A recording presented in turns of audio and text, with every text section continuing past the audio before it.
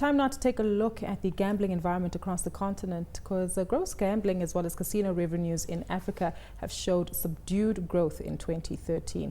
Nikki Forster, PwC leader of hospitality and gaming, joins us now for an outlook on that industry. Good to have you with us this evening. Tough times that we saw in 2013, and it does seem as though the remainder of the outlook for the years to come is also fairly subdued. Let's start locally in SA. What's fundamentally wrong there? I think the consumer, the gambler's under pressure. There's a limit to the amount of disposable income they have. Prices are continually rising. There's pressure on food, there's pressure on fuel.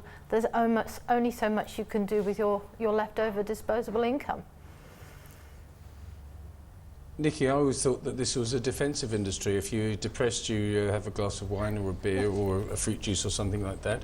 If you're happy, you do exactly the same. I would have thought that if you're depressed about your financial situation, you say to yourself, well, maybe if I put some money in a slot machine, I'll be able to deliver myself from this financial repression. But clearly not the case. I spoke to myself on Olok today from Soko's son, and he talked to me about the gambling revenues, and they're not looking great. No, I very much echo what was said previously by Marcel earlier today. The consumer is under pressure. Things it's a tough environment.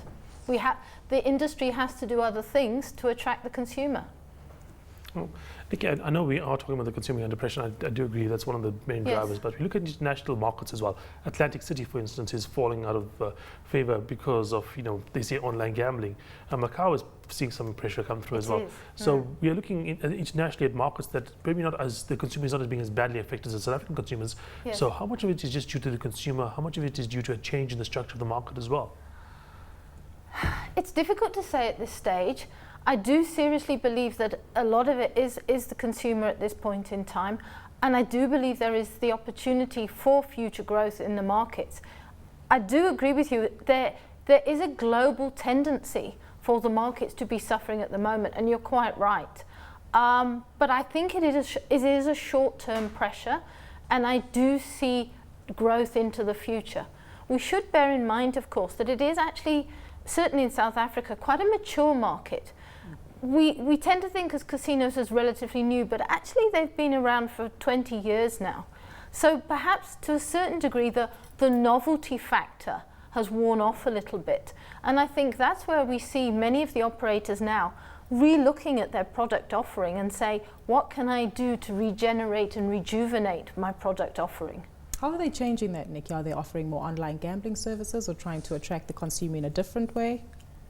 Well, I think there's two aspects to that. First of all, online gambling at this stage is illegal, apart from the sports betting side of things, which is an interesting industry all on its own. But in turning to the bricks and mortar casinos, it's actually increasing the product offering. If you think about it in many ways, a consumer could either go and spend the afternoon or evening in a shopping mall and do the cinema and the restaurant and all those things, or perhaps go to the casino. And what we are actually seeing is perhaps a convergence between the shopping mall experience and the casino entertainment resort experience to attract that consumer.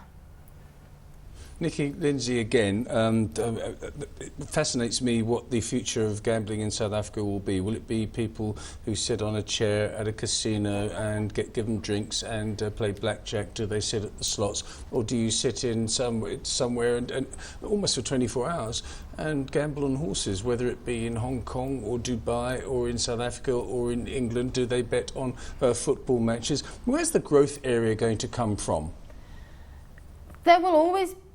The casino market will always be there. It will always be the biggest element of the gambling industry.